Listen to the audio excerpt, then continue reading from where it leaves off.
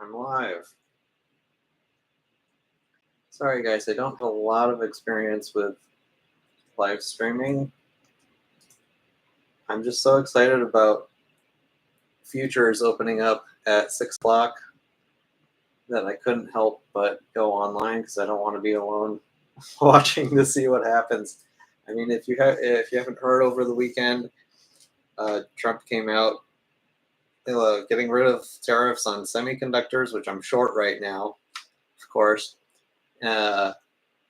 Computers, just lots of electronic stuff. So I imagine that the market should go way up today. If it doesn't, then it's like, for sure, that's like the last nail in the coffin as far as where we are going in the near term. Like, is this a bear market that's really starting? Is the market spooked enough? Has it experienced enough post-traumatic stress disorder yet? I'm sorry if my mic, I don't know if anyone can hear me.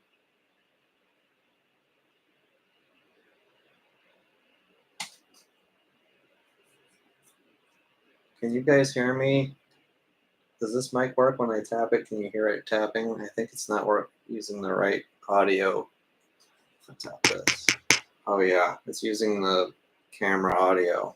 So I think you can hear me, but well, it's not using the mic, so. Anyway, I don't know how to share my screen on this thing. I was trying to figure it out for forever. Oh, share screen.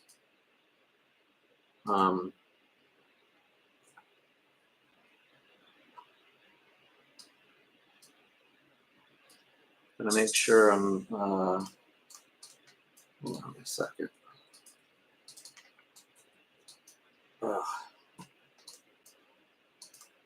Okay. Here's how I want to do this.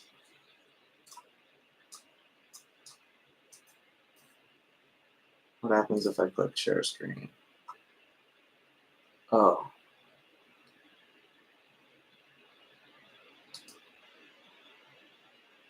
This screen.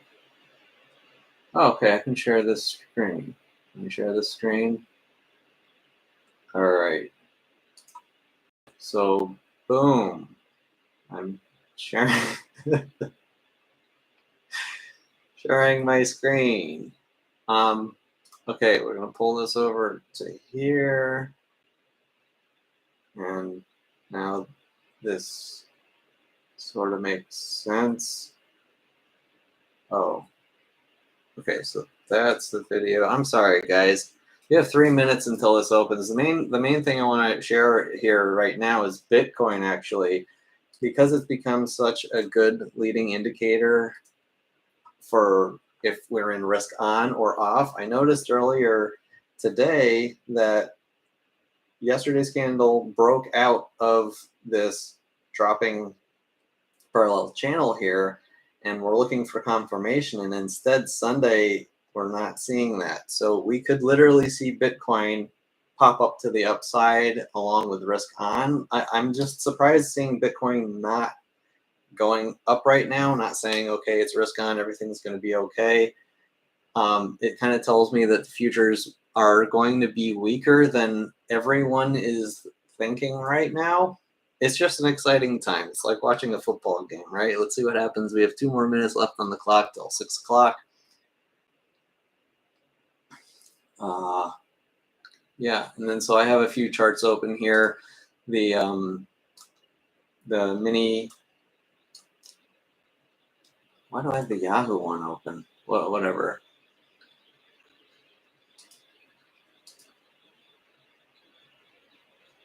I want the mini S&P, whatever. It works. I was a big fan of Yahoo until they forced us into the new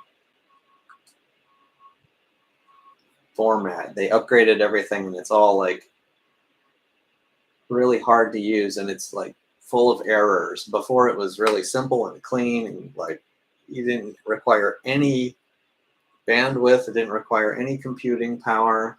I digress. We're here to watch the market, not hear me complain about charting software.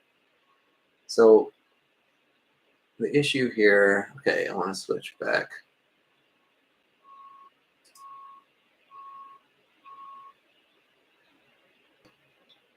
All right, so the issue here with the Yahoo mini one is sometimes it lags 15 minutes behind, so we won't see it until 6:15.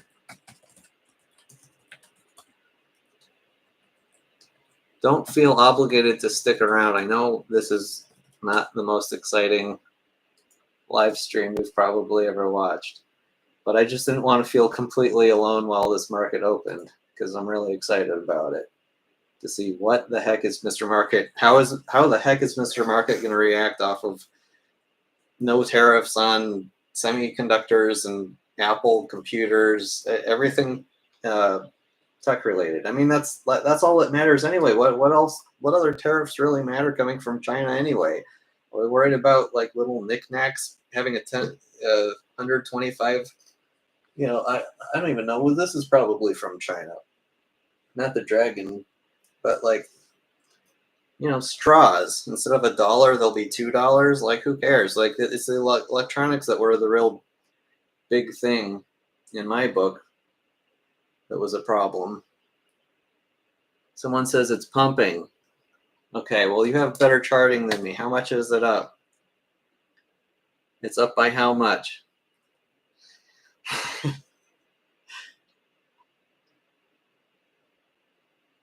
Oh, yeah. Yeah, I need a new computer. My computer is kind of old at this point. S&P 500 up 50 points, so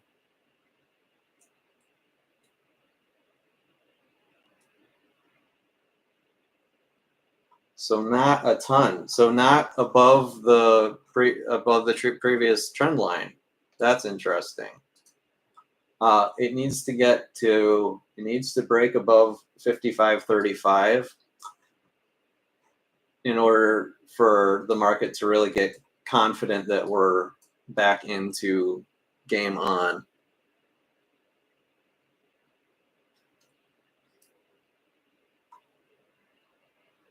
$54.15. Yeah, that's not high enough. So I find that Sunday night futures, I don't know if you guys, some of you may have more experience than this with I do, but I've been watching Sunday night futures for a long time. I've noticed that if the market opens like healthily higher than Friday's close, it tends to be a pretty bullish day. And if it's only like a little bit below, like a little bit negative, like negative 0.1%, that typically also gets bought. It only goes negative really if it's, 0.20, 25 basis points, no, 0.25% lower or lower than that, then that to me says it's more likely to go down. That's what I've seen happen repeatedly. So it sounds like tomorrow is actually going to be if futures are opening like you're saying at 55.41, I'm thinking that it'll be a more sideways day than anything. It'll probably go up a bit. I'm guessing it'll hit that line 55.22 around there and then get rejected. And I think because of where we opened now and the market's not more excited than what I expected, I think the bears are still pretty much in control here, like very much in control. But we'll see. Okay, so, I'm using the wrong.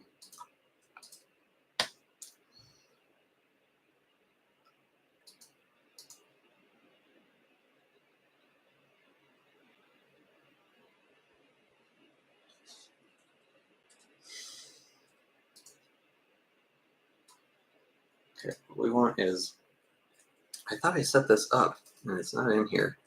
S&P 500 mini trading view. It's wide open. All right. Okay, so yeah, TradingView doesn't have live data for this. Then it's with me and Yahoo. Apparently, some of you have better access to these live markets than I do. I don't get to see it till 6:15. So thank you very much, Lennart, for your insight on what's going on. The rest of us have to wait 10 minutes to see what's going on here. Anyway, let's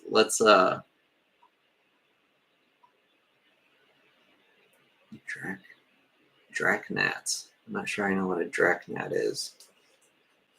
If you're talking about Drakmar here, someone wanted me to pet Drakmar a while ago, so there you go. He's a good little dragon. Just getting really excited about eventually buying some gold when it seems cheap.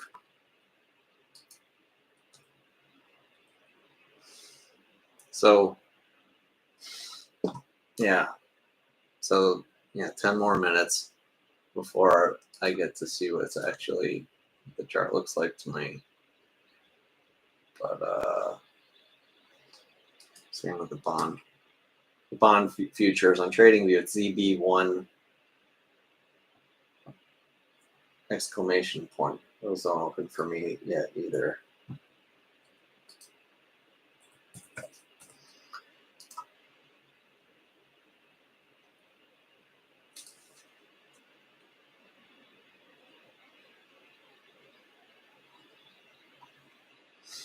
Just curious, if you're still here, how do you have access to the live data? You must have, maybe through your brokerage?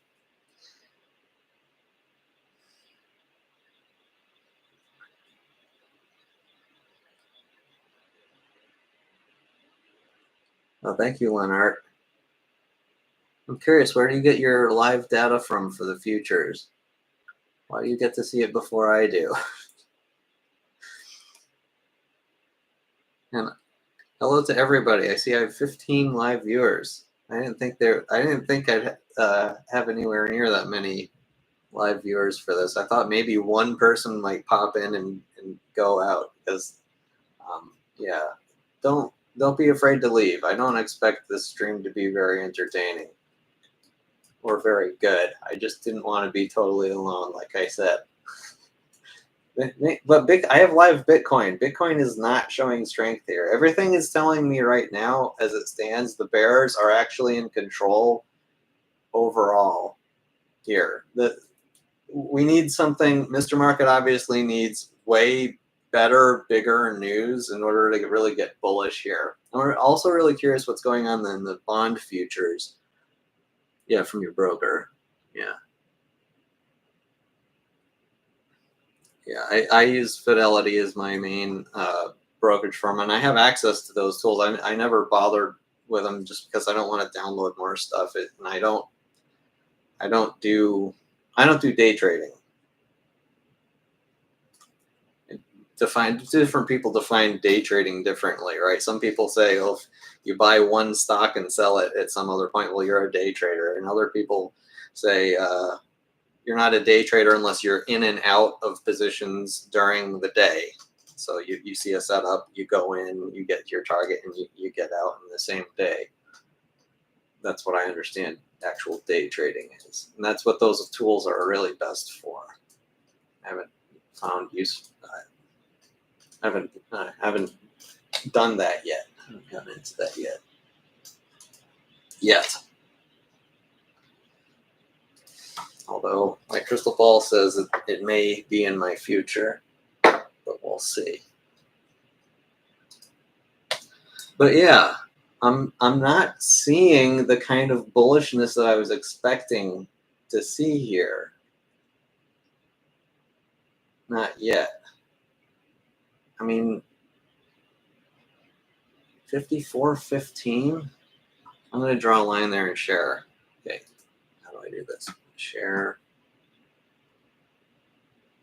the entire screen, this screen. Okay. So if it's 54.14, trust me, I know how boring this stream is. I feel bad for everybody that's here. So that would be opening right at the top of Friday's candle. That's like nothing. I mean, that's nothing compared to where the VIX is. The VIX standing at like, it closed what, at 40 on Friday? That's an implied move of like a lot more than that amount. I mean, this is less than 1%. I was expecting maybe like a 10% move today. Seriously, from the close to the future open is a 0.46%. That's nothing. That's crazy.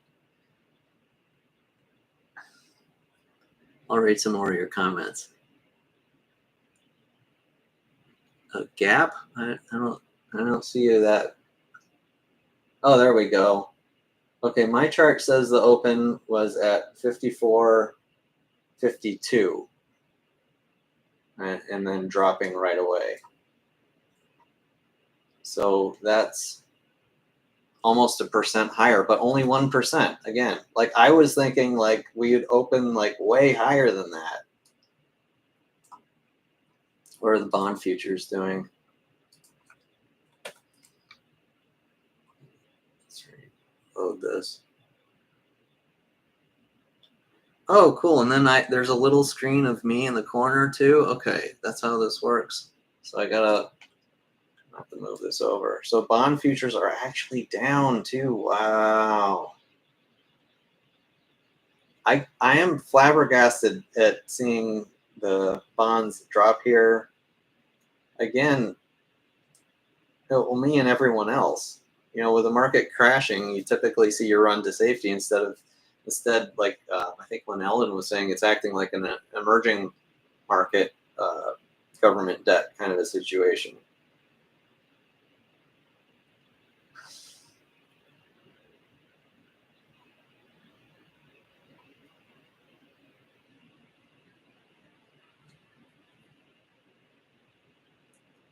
But like everybody's scratching their heads that I'm hearing about with bonds dropping in value. Like I hear there's something going on with hedge funds, like being forced to liquidate or something like that. I'm hearing rumors that maybe China is dumping massive amounts of bonds, that there's some kind of manipulation going on here. I mean, they've dropped, but we're still at the same levels in this as we were in January of 2025. It's not exactly falling off of a cliff. I mean, maybe the bond bulls just wanted to take their profits, and then you know, I was waiting for this zone to be buying into bonds, and it's in my zone for buying bonds. I bought calls on TLT on Friday. I'll read some more of these comments. This is fun. I think because of the news some hours ago, everyone is confused. Did you see Trump truthed that there was no exception given on Friday? Is that new news?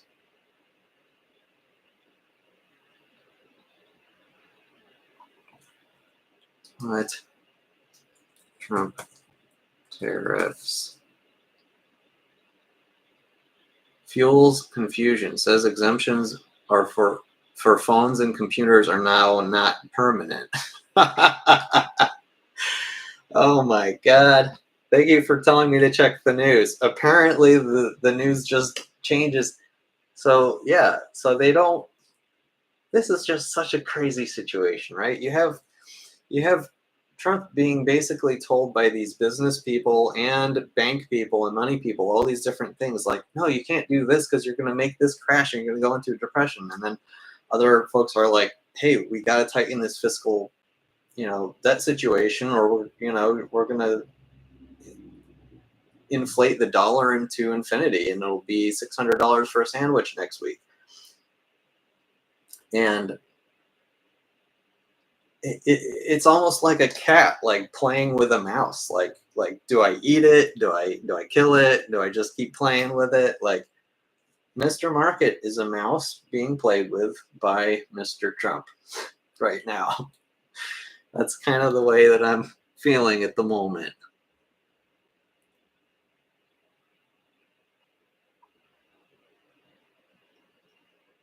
ES, continuous futures contract. Oh, interactive brokers. Yeah. Yeah, I've considered interactive brokers for a while. Like, everybody says it's the best brokerage for people that want to really dive deep into what's going on. So bonds are dropping still as far as my chart goes. I want to go to this one. The S&P 500 is sitting above, I don't know what this, oh no, that blue line is nothing actually. So at the level 54.39, if we put that on the SPX, 54.39, that's nowhere near this trend line. Yeah, so we're just back into confusion mode. Like, is it okay to invest or not? I mean, and this is the point. This is what Trump basically came out and said, basically explicitly. I think he may have even said the words that he wants a recession and not a depression.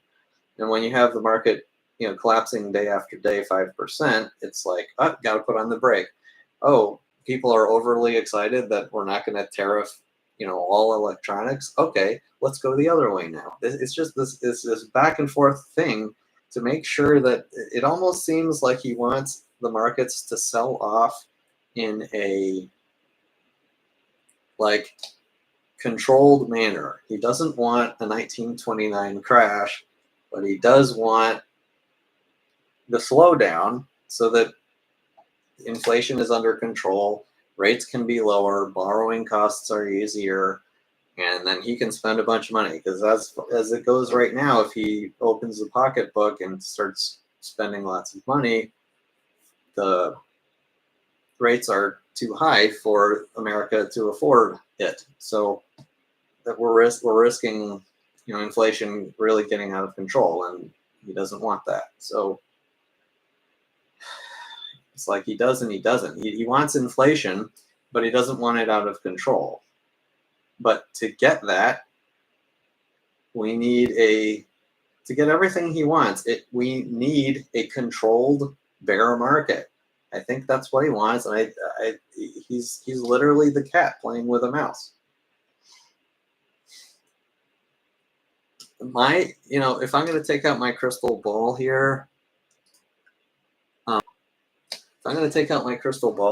I'm going to say this continues. I'm going to say every time the market has a little bit too much hope, like Bitcoin was going up on Saturday. I mean, think of it. Just Bitcoin on Saturday, it was going up. It broke out of that parallel channel. It was hopeful, like, oh boy, risk on. And then now he's coming out and saying, oh, but actually it's a temporary. I was like, are you kidding me? And Bitcoin drops back into the channel. So we're back into I don't know zone. So yeah, it looks like that's exactly what's going to happen. Every time the market gets too excited about risk on, Trump's going to say, hold on there, buddy. You're not going anywhere. And every time things start to fall apart too much to the downside, he'll be like, hold on, everybody. It's going to be okay. We're going to not do this tariff anymore. I mean, what a ridiculous situation. I suspect we'll still have extreme volatility going into next week. They say don't fight the Fed. Well, in this case, it's don't fight the president who who has control of tariffs. This is a new, it'll be, I don't know, they'll have to come up with some idiom to represent that. Like, don't fight the Fed, and certainly don't fight a tariff-inducing president. Anyway, yeah, so we're just, so again, S&P 500 basically flat, doing nothing. Like, what do we do? We don't know what to do. Trump is telling the market, go down like this, go down slowly, don't crash. That's pretty much it. I'm going to read some more comments and I'll probably wrap up.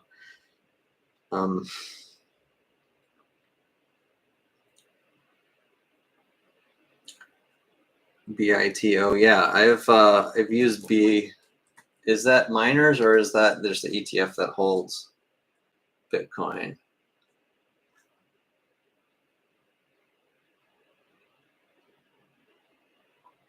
BITO is Bitcoin futures contracts. So yeah, wait till we get Bitcoin debt instruments.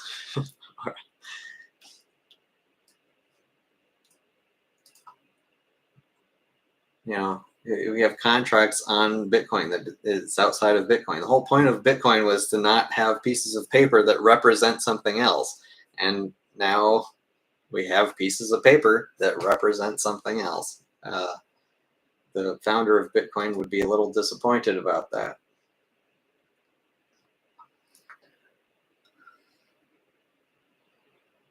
But, oh yeah, so as far as going long Bitcoin or short Bitcoin, we're still on a channel here, and it didn't break out. So I'm not going long or short Bitcoin. We're just at the top of a channel. If we break out and confirm above that channel that I showed you on Bitcoin, then I will actually buy Bitcoin. I'll get some Bitcoin myself. Like if we get a closing candle in the near future above 86,000 in Bitcoin, that would look very bullish to me. And that could be the next wave up to who knows how high, 300,000 maybe. Bonds down, dollar down. The mouse is the federal bank. The Trump is the cat. Sort of. The Federal Reserve is its own entity. You know, like I keep saying, they're frenemies. They both sort of want the same thing, is the way that I see it. Trump and the Federal Reserve. I think reading into his action doesn't make sense at this point. There's no strategy. His theory comes into his mind in real time. Yes, there's definitely a bit of that. Yep. Trump wants lower rates. That's what I believe. I have a feeling might be a risk of yields not coming down. If yields, okay, so if long yields get out of control to the upside, you know what's going to happen. The Fed will come in and they'll be buying. They'll turn on QE. They can't let yields. They can't let long yields get out of control. That's like that's like end of the world stuff, because what that does is it pushes corporate debt as well higher. When Treasury bond yields go up and credit spreads are spreading at the same time, it's like it makes the credit spreads widen faster.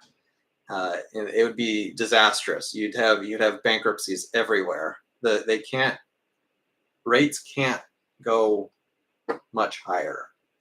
They can go higher, controlled, and it's like dangerous for markets to be doing that. But yeah, we'll see what happens with rates. That's the big question. I have a feeling I might, scared to invest in the U.S. Yeah, well, one thing I want to bring up about the U.S. dollar is, scary as inflation seems, deflation is always worse. And that can come up on you all of a sudden a lot harder and a lot faster than most people think. This is why the Fed has been front running the cuts for the past like 30, 40 years. Well, ever since 1980, really. They've been trying to get ahead of, hey, we see disinflation going a little too quick. We gotta lower rates. We gotta get ahead of this. That has been the way things have been for the past. It's 35 years now. We've been in that mode, and for the first time in history, post COVID, they tried to get on the other side, on the other direction. This is the first time in 35 years where the Fed had to be like, okay, we gotta jump rates up higher and keep them higher for longer until we really confidently see inflation get back down to our target. So anyway, the point that I was trying to get to is that as much as Bitcoin is automatically a deflationary currency, the Fed can make the dollar a deflationary currency. Think about that for a second. All they have to do is just raise rates. Raise rates into an economic slowdown, make there be a dollar shortage like the world has never seen, and the prices of everything will be forced to go down. The dollar can be deflationary. That's a really important thing to really understand very clearly. When credit contracts and everyone has less dollars to spend on everything, everything becomes more illiquid. All asset prices drop. All debts become stressed. Don't think the dollar can't be deflationary. That is an extremely important thing to understand. I just want to put that out there in reference off that comment. There's a clip of Trump bragging about how this guy made $2.5 billion.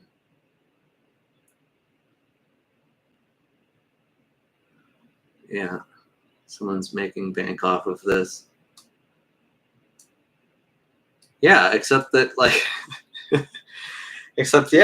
I do agree though that Trump is like, he's turning on a dime. He's he sees himself as the strategy guy. I know strategy better than anyone, right? I know everything better than everyone.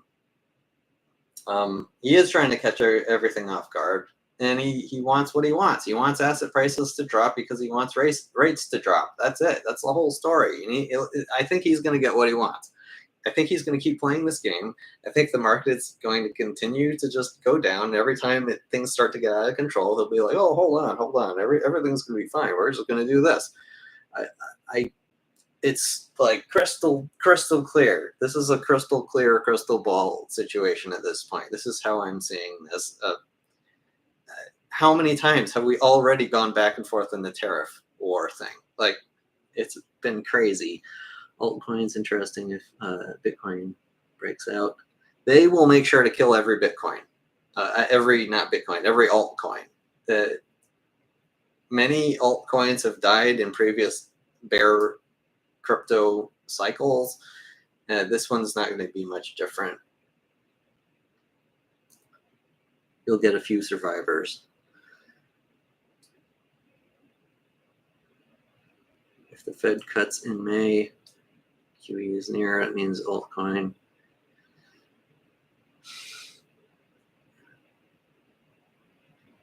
About 20% cut in May. Yesterday at 40. No, I think that switched earlier, but you might be right on that. How long have you been in markets? In my background. Yeah, I come from, I don't talk about this very often, but I come from a very intense, very long and intensive classical musician career, actually. And it's the least profitable industry that you could possibly get into. It doesn't matter how many thousands of hours you put in, you can still end up having nothing. And I decided I finally put my foot down at one point and said, I want to get control of my life here. What's the most profitable thing that I could study into? I know I have the tenacity to take things a little too far, to study the heck out of things. to go much further than most people are willing to go as far as studying things go. So why not go into finance? Seemed like a rewarding thing. It was like 2018, 2019 when I started this journey.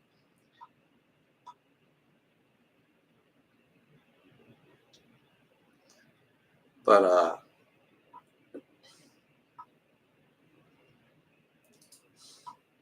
yeah, and the other reason that I got into this was that I had previously been very into gaming, but then I eventually got to the point where my interest in gaming always went down to the economy, where it was like people trading stuff for stuff, and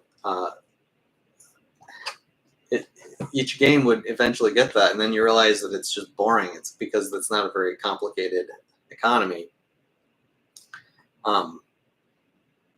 And this is a game to me, and that's the other reason that I think I can be really successful in this, because I don't see it. I actually don't see it as that serious. I see this as a game, and I'm willing to play it. And so that's a little into the Robschild universe. I'm not answering any more. I'm not getting any deeper into that. Not now. Some of you already know my instrument, actually. If you go back on some of my videos. I have a lot of videos now. I have almost as many videos as I have subscribers. But anyway, yeah, I have nothing else to say tonight, guys. Other than I'm like, yeah, we're in confusion mode. So, well, it doesn't look like we're going to have a Black Monday. I don't think. It could be. We could end up getting a Black Monday anyway, just because Mr. Market's like so confused and just wants to step aside and be like, okay, you know what, just give me my cash, and let's just wait this thing out on the sidelines. But normally that means going into bonds. You know, bonds are still going down here. Like, where is money flowing into? You know, is it really just a simple dollar shortage? Are we just trying to get dollars? But then the dollar index is going down. So it's just like everyone's scared of everything that has anything to do with United States assets and currency. It's just like a running away from the United States in every possible way. And this is another reason why it's not a terrible time to stay invested in emerging markets, which I've done this whole time. Like I always say on the show, you know, Benjamin Graham says never be less than 25% equities, and I'm not. I have 25% equities. A good chunk of that is actually in China, believe it or not. Somehow Chinese equities have been staying very strong, relatively speaking, throughout this whole thing. And obviously, I think Chinese stocks should be mooning tomorrow off of this pause on electronics from tariffs news. So again, my target price on KWeb is $50. I'm wondering if we'll get there sooner than later. We can finally get. I can't wait to sell out of that. I just I'm looking forward to not being exposed to China anymore, just because of the there's a lot of political risk, right? Or I don't even know if that's political risk. That's correct. If you're wondering why I get confused about the type of risk, it's because FINRA, the thing that controls the rules about markets, they specify types of risks, and they mean very specific things. It's not, you don't just say political risk and mean like a president. It means international risk. Is what political risk is. Anyway, the ever-changing Trump news will continue to whipsaw markets. Yeah. So yeah, I thought futures would be more interesting this evening than they are. Bitcoin, that's one to really be watching. I'm going to show that. I'm going to show that again. Can I show this?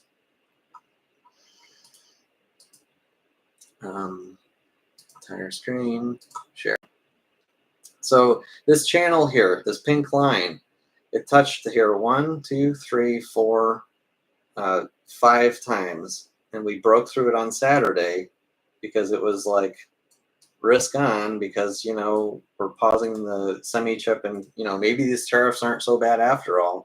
And then come Sunday, we find out that that's nonsense, and we go straight back down. So we're back into, so the way that I see Bitcoin right now and global liquidity is we are in this, do I really have to reload? We're in this channel still. In my book, we are still very much inside this channel right here in Bitcoin. And until we break out of it and confirm out of it, we're stuck in this. So I could even see us getting back down to this side. Hey, maybe we'll end up getting to my target of 40% off of the all-time high. I am very interested to nibble on Bitcoin at that level. Ironically, or if it goes up. So any which way Bitcoin goes from here, I'm likely to get into Bitcoin pretty soon. We're close to almost 40% off. We're also close to it, close to breaking out of this channel. That's not. We haven't broken out of this yet. The longer we stay in this, the more pressure builds up, and the more typical thing is to break out to the upside. This is a declining channel. It makes sense to break out to the upside and do a measured move, right? Something like up to 120,000 pretty quickly. And then maybe from there we can develop a more bearish pattern potentially. It's just how I'm seeing this right now. But what do I know? I'm just a guy with a crystal ball. All from me and my crystal ball. I'm going to head out. Good luck, everybody. It's been fun thinking about markets on a Sunday evening with you guys. I believe I have lots of time to do a show tomorrow, finally. So you can look out for that. And that's it. Robschild.